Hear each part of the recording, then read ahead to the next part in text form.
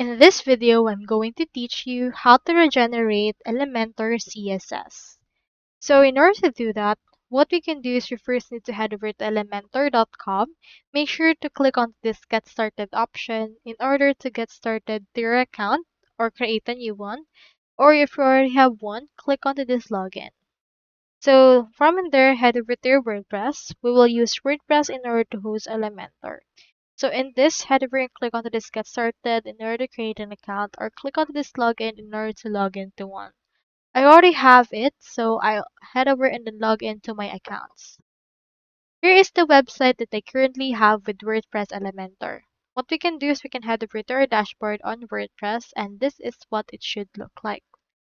On your WordPress dashboard, you just need to head over to your left sidebar right here, over to the Elementor option, and then from in there, head over and click on the tools. Now, once you're on the tools option, you should be able to see some options right here. Under this is the general tab. Under the general tab, you just need to locate the regenerate files and data option.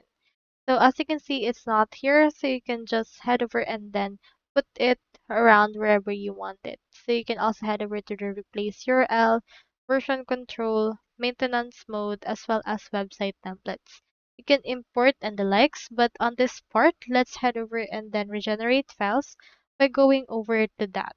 So you can head over and then just change up some things using this part using this. Alternatively, you can also clear files and data by clicking onto this.